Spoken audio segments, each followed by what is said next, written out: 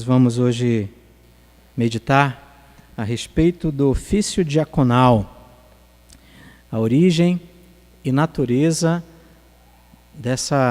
desse ofício tão precioso para a igreja, que é o ofício diaconal. Nós vamos perceber hoje a bênção que é o diaconato para a igreja do Senhor, quando ele é, evidentemente, exercido com seriedade, com santidade, no temor do Senhor. Nós vamos ler a palavra de Deus agora em Atos, capítulo 6, que é o texto bíblico que nos ensina a respeito do início da instituição do chamado diaconato. Atos, capítulo 6. Nós vamos ler apenas do primeiro versículo até o 7º versículo. Atos capítulo 6, de 1 a 7, diz assim: Ora, naqueles dias, multiplicando-se o número dos discípulos, houve murmuração dos helenistas contra os hebreus, porque as viúvas deles estavam sendo esquecidas na distribuição diária. Então os 12 convocaram a comunidade dos discípulos e disseram: Não é razoável que nós abandonemos a palavra de Deus para servir às mesas. Mas, irmãos, escolhei dentre vós 7 homens de boa reputação, cheios do Espírito e de sabedoria, aos quais nós encarregaremos deste serviço. E quanto a nós, nos consagraremos à oração e ao ministério da palavra. O parecer agradou a toda a comunidade. Elegeram Estevão, homem cheio de fé e do Espírito Santo, Filipe, Prócoro, Nicamor, Timão, Pármenas e Nicolau, prosélito de Antioquia. Apresentaram-nos perante eles os apóstolos, e estes, orando, lhes impuseram as mãos. Versículo 7 agora. Crescia a palavra de Deus, e em Jerusalém se multiplicava o número dos discípulos. Também muitíssimos sacerdotes obedeciam à fé. Vamos orar. Senhor nosso Deus, nós estamos num momento muito precioso da vida da nossa igreja, que é o período da eleição de diáconos para servir a nossa igreja. Pedimos que o Senhor, nesta noite, ilumine nossa mente, nos ensine o que é o diaconato, nos faça compreender a maravilha da Tua palavra e a grandeza desse oficialato tão importante para a saúde e para a vida da igreja. Desvenda os nossos olhos, ó Deus, para que possamos compreender as maravilhas da Tua lei, em nome de Jesus. Amém. Meus irmãos, a igreja cristã, a igreja neotestamentária, ela era recém-nascida, estava engatinhando e já estava sofrendo terríveis ataques. Os capítulos anteriores mostram que a igreja já estava sendo perseguida e cristãos já estavam sofrendo muito, risco de morte, inclusive por causa da fé em Jesus Cristo, por causa do Evangelho. Tertuliano, que foi um teólogo do passado, ele disse uma frase bem interessante com relação à perseguição que a igreja sofria e sempre sofreu e sempre sofrerá na história. Diz assim: matem-nos, torturem-nos, condenem-nos, façam-nos pó. Quanto mais vocês nos oprimem, tanto mais crescemos. A semente é o sangue dos cristãos. A semente da igreja é o sangue dos mártires. E a igreja, mesmo debaixo de muita perseguição e de morte, de perigo de morte, a igreja crescia. O versículo 42 do capítulo 5, o último versículo do capítulo 5 diz assim: E todos os dias, no templo e de casa em casa, não cessavam de ensinar e de pregar Jesus, o Cristo. Então, isso é bem interessante, porque mesmo em contexto de perseguição, a gente percebe que o Deus Todo-Poderoso, que é sábio e que na sua providência faz com que no contexto de perseguição a igreja seja refinada. A igreja não será destruída, mas ela, quando é perseguida, quando ela passa por tribulações, por provações, ela acaba sendo aperfeiçoada. E o livro de Atos nos mostra que todos os desafios que se levantavam contra a igreja, perseguição ou qualquer atitude do diabo com fúria, querendo atrapalhar o crescimento do reino de Deus, na verdade só acabava produzindo mais crescimento e a igreja amadurecia e crescia. Esse texto que nós lemos do livro de Atos nos fala disso também, porque a igreja passa por um problema muito sério. Não é um problema externo dos sacerdotes, dos judeus perseguindo os cristãos, não, na verdade era um problema interno, era um problema dentro da igreja, era um problema entre os irmãos, que se não fosse resolvido, que se não fosse dado uma solução para o problema que estava surgindo, meus irmãos, a igreja podia morrer ali, porque a pior coisa é uma igreja dividida, né? Ela não prevalece. Nós, quando sofremos ataques de fora, nós nos unimos para resistir, mas como resistir os ataques dos próprios irmãos? É muito difícil, né? Então, a igreja estava correndo um terrível risco nesse momento. Qual era o problema? Vamos ler novamente o primeiro versículo do capítulo 6. Ora, naqueles dias, multiplicando-se o número dos discípulos, houve murmuração dos helenistas contra os hebreus, porque as viúvas deles estavam sendo esquecidas na distribuição diária. Então, o problema era esse. O problema é que a igreja estava ali e era formada de judeus que vinham também da cultura grega, que eram chamados de helenistas. Eles não apenas falavam a língua grega, mas eles estavam também mergulhados na cultura grega, porque eles tinham vindo da diáspora, é uma longa história, e eles estavam ali em Jerusalém, se converteram ao cristianismo, e as viúvas deles estavam ali também, precisavam de atenção, precisavam de sustento, precisavam de cuidados, mas na hora da distribuição desse serviço social, as viúvas dos helenistas estavam sendo esquecidas. E cristãos, servos de Deus, discípulos, estavam murmurando, desandando a boca para falar mal dos apóstolos, dos irmãos, porque quem estava responsável por esse cuidado social, por essa distribuição, por essa obra de beneficência, era exatamente quem? Eram os apóstolos. E eles não estavam dando contas, a igreja estava crescendo.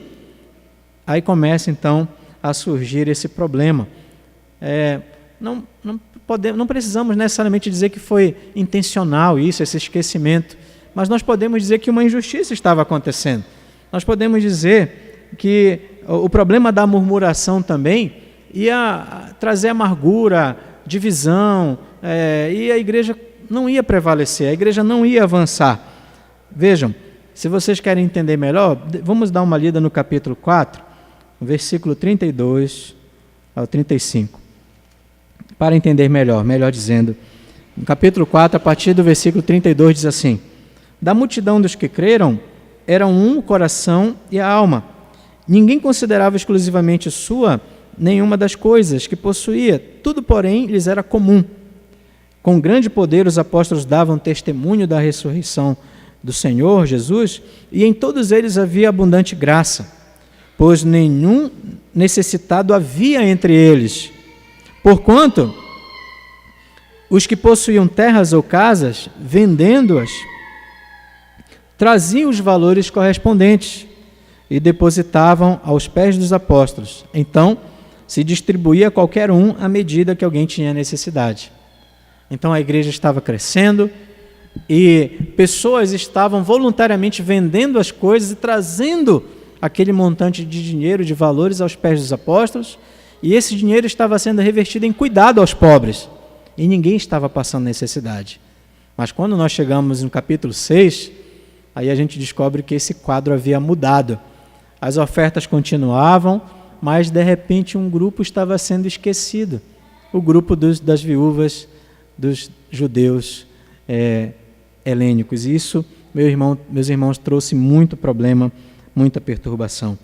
Os apóstolos estavam sobrecarregados e eles já estavam abandonando a grande missão apostólica, que era orar e pregar a palavra de Deus. Isso era um problema muito sério para a igreja. Se eles abandonassem a pregação da palavra, o discipulado, como a igreja ia crescer? Como a igreja ia avançar? Como os cristãos cresceriam? Como novos membros seriam inseridos na comunidade? Como seriam convertidos sem a pregação poderosa da palavra de Deus? A igreja estava sendo ameaçada. A igreja podia morrer ali. Recém-nascida, mas poderia morrer. Então isso era um problema muito sério. Mas vejam, uma solução foi estabelecida. O versículo 2 em diante do capítulo 6 nos ensina o que eles fizeram. Então os 12 convocaram a comunidade dos discípulos e disseram: não é razoável que nós abandonemos a palavra de Deus para servir às mesas. Meus irmãos, escolhei dentre vós 7 homens de boa reputação, cheios do Espírito e de sabedoria, aos quais encarregaremos deste serviço. E quanto a nós, nos consagraremos ao quê? À oração e ao ministério da palavra. E o parecer agradou à comunidade e eles escolheram então 7 homens. Isso é uma coisa interessante. Os apóstolos então, percebendo que não estavam dando conta, que não estavam atendendo às necessidades, que o problema estava instalado, o que eles fizeram? Eles não fizeram vista grossa, eles não se justificaram, eles não negaram. Eles reconheceram que estavam falhando, mas eles também sabiam que o aspecto social, o trabalho social, não era a grande missão dos apóstolos. A missão deles era orar e pregar a palavra. Então o que eles fizeram? Ora, não é bom, não é sábio nós abandonarmos a pregação para servirmos a mesa, para socorrermos as viúvas. Então o que nós faremos? Vamos escolher 7 homens. Esses homens precisam ter algumas qualificações, algumas qualidades. E aqui está dizendo que eles precisavam ter boa reputação, eles precisavam ser cheios do Espírito e de sabedoria. Então, qualidades para assumirem tão grande e tão importante tarefa, para resolver esse problema seríssimo que havia surgido. Então, meus irmãos, isso é muito sério. Primeiro, perceber que o trabalho social, o cuidado com o pobre, o cuidado com a viúva, o cuidado com quem está carente, não significa que os apóstolos estavam desprezando isso. Eu não vou fazer isso porque é algo tão pequeno. Não significa isso. É algo nobre, é algo essencial. A igreja precisa demonstrar amor às pessoas carentes, mas não era o foco da missão dos apóstolos. Eles precisavam se dedicar àquilo que eles foram chamados pelo Senhor para fazer. E isso era importante para a igreja. Outros irmãos com excelentes qualificações poderiam assumir essa outra tarefa. E a igreja então poderia avançar mais e mais, suprindo exatamente as necessidades dos carentes e das viúvas. Então, escolheram 7 homens. Meus irmãos, o apóstolo Paulo também, quando escreve a Timóteo, ele apresenta outras qualificações. Eu quero ler para os irmãos também, para que os irmãos meditem, pensem bem a respeito disso. Em 1 Timóteo capítulo 3, a partir do versículo 8, nós temos outras qualificações, outras qualidades que precisamos perceber nos irmãos que serão escolhidos para serem diáconos. Vejam só, semelhantemente, quanto a diáconos, é necessário que sejam respeitáveis, de uma só palavra, não inclinados a muito vinho, não cobiçosos de sorte da ganância, conservando o mistério da fé com a consciência limpa. Também sejam estes primeiramente experimentados e, se mostrarem irrepreensíveis, exerçam o diaconato. Da mesma sorte quanto a mulheres, É necessário que sejam elas respeitáveis, não maldizentes, temperantes e fiéis em tudo. O diácono seja marido de uma só mulher e governe bem seus filhos e a própria casa, pois o que desempenharem bem o diaconato alcançam para si mesmos justa preeminência e muita intrepidez na fé em Cristo Jesus. Então, unindo essas qualificações aqui com as que lemos em Atos, nós então temos aí o perfil, o caráter, a conduta daqueles que precisamos escolher para serem oficiais da igreja. Meus irmãos, isso é muito sério.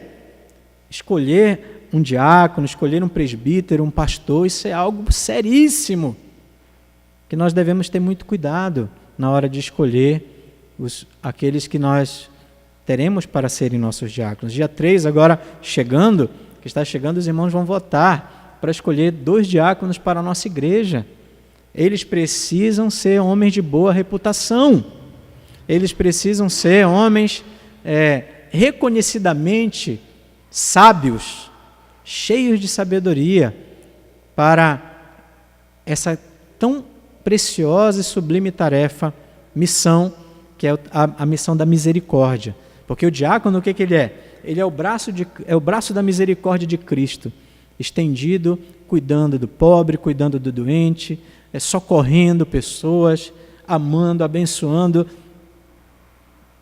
E nós precisamos então atentar bem a essas qualificações antes de votarmos, de escolhermos os nossos irmãos. É curioso que o texto de Timóteo nos fala das mulheres também. As mulheres também precisam ser observadas. Na nossa igreja não acreditamos que esse texto fala de diaconisa, acreditamos que se refere às esposas dos diáconos, né? Mas as mulheres também, que são as companheiras, auxiliadoras dos homens, elas precisam também ter um caráter aprovado, para que os nossos líderes, os nossos oficiais, sejam realmente uma bênção para nós, para a igreja.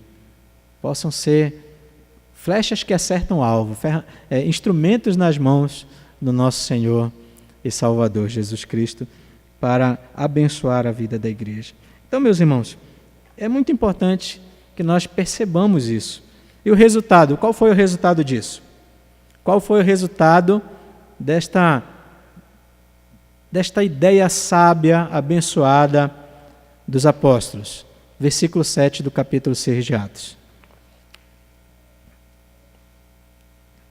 Diz assim: crescia a palavra de Deus, e em Jerusalém se multiplicava o número dos discípulos.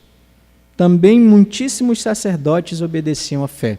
É curioso que a gente poderia, por exemplo, esperar que o texto terminasse assim: e finalmente as viúvas dos helenistas foram supridas nas necessidades e não havia mais murmuração entre a igreja. Era de se esperar, peraí. Se o problema era que estavam sendo esquecidas, então o resultado que nós poderíamos escrever aqui, né, ou esperar de Lucas, era que o problema foi resolvido. Mas não é isso que ele enfatiza. É óbvio que o problema foi resolvido, mas o resultado é muito maior do que a fome ser saciada, a barriga ser abastecida. O resultado é a salvação de muitas pessoas. Porque, vejam, crescia a palavra de Deus, ou seja, os apóstolos não abandonaram a missão deles, continuaram orando, continuaram pregando a palavra, e o resultado foi a igreja crescendo, pregando o evangelho com autoridade, com poder, em Jerusalém, e mesmo naquele contexto de perseguição, de luta, a igreja se multiplicava o número dos discípulos. E também muitíssimos sacerdotes obedeciam à fé. Meus irmãos, esse ponto é crucial, porque muitos sacerdotes perseguiam a igreja no sinédrio e exigiam uma postura firme contra os discípulos de Cristo. E esse texto está dizendo que agora, porque os apóstolos tinham apoio, porque agora homens cheios do Espírito Santo, de sabedoria e de boa reputação foram escolhidos, foram levantados e foram ordenados pelos apóstolos e resolveram aquele problema. Agora os apóstolos puderam se concentrar na missão deles e a igreja continuou a crescer e a pregação do evangelho avançou, e inclusive agora sacerdotes estavam sendo transformados de inimigos para amigos de Cristo, por causa da pregação do Evangelho, e se convertendo e sendo homens de fé. Então, muito, muito precioso esse texto para nós, para que a gente entenda que a instituição do diaconato foi uma solução abençoadora para a igreja, não apenas para resolver ou suavizar problemas de crise financeira, de fome de alguns irmãos, acolhendo, abraçando o doente, o enfermo, coisa parecida. Isso sim é muito importante, é claro que é muito importante, mas é muito maior, porque quando temos diáconos sérios, competentes, trabalhando, no nosso caso hoje, porque não existem mais apóstolos, mas aqueles que são dedicados à pregação da palavra, pastores, presbíteros, eles podem exercer seu trabalho com mais dedicação, cada um na sua missão, cada um na sua função, cada um fazendo com sabedoria, com competência, aquilo para que foi chamado, e o resultado disso é a igreja abençoada e a igreja avançando, crescendo. É muito importante que nós entendamos isso, é muito importante que percebamos a seriedade do que vamos fazer dia 3 de setembro agora, na nossa Assembleia Extraordinária que foi convocada para a escolha dos nossos diáconos. Muito importante. É uma bênção de Deus a instituição do diaconato. Nós teremos homens, Deus deu à igreja homens que vão se dedicar à obra social, que vão se dedicar a cuidar do pobre, a socorrer a viúva, o órfão, a visitar o enfermo, a orar com essas pessoas, a ajudar nas necessidades materiais. E assim vão poder desafogar outros líderes da igreja para que possam continuar orando, continuar pregando e se dedicarem a isso com muita seriedade. Isso é muito importante. Porque, como disse Moody, que foi um pregador do século XIX, é muito melhor você chamar 10 pessoas para ajudarem no trabalho do que você fazer o trabalho de 10. É melhor, a igreja avança. Então, meus irmãos, a minha alegria é muito grande poder saber que neste ano teremos mais 2 oficiais na nossa igreja. Eu estou muito feliz, porque eu sei que isso vai ser um reforço para o nosso trabalho. Eu louvo a Deus por essa sensibilidade do conselho da nossa igreja, pastor Arão, que decidiram na reunião do conselho abrir 2 vagas para cá também, para fortalecer o trabalho. Isso é visão, eu acredito que isso é visão do reino, vai ser realmente uma grande bênção para a nossa igreja, mas precisamos observar as instruções das Sagradas Escrituras, as qualificações, são muito importantes que nós atentemos para isso. Quem são essas pessoas que vamos escolher? Porque na hora de escolher, o que tem acontecido por aí? Eu tenho visto por aí. Vamos escolher fulano porque é meu parente, né? Vamos escolher fulano porque ele não está fazendo nada. Será que se de repente a gente colocar como diácono, como presbítero, ou vamos mandar ele para o seminário para ser pastor, não está fazendo, não deu certo em nada na vida. Aí manda, já vi isso aconteceu, eu falo sabe, é muito sério isso. Isso não é assim que as coisas funcionam. Não, tem que ser feito com seriedade, tem que ser feito com sabedoria, no temor do Senhor.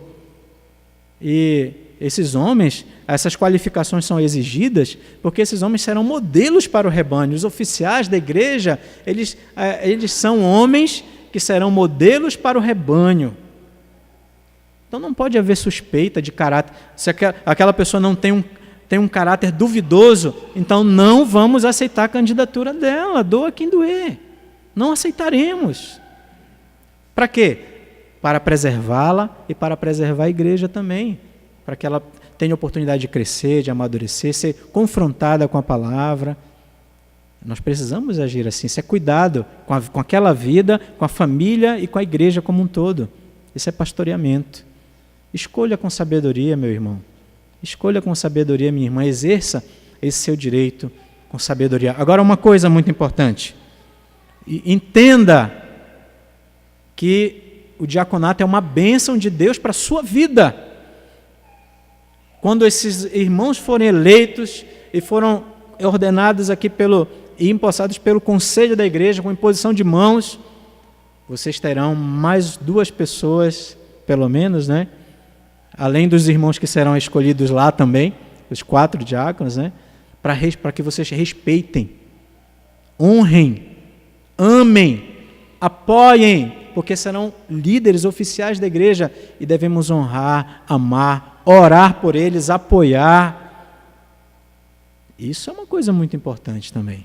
Eles são servos, eles vão nos servir a Deus e nos servir, porque a palavra diácono significa isso, servo, né?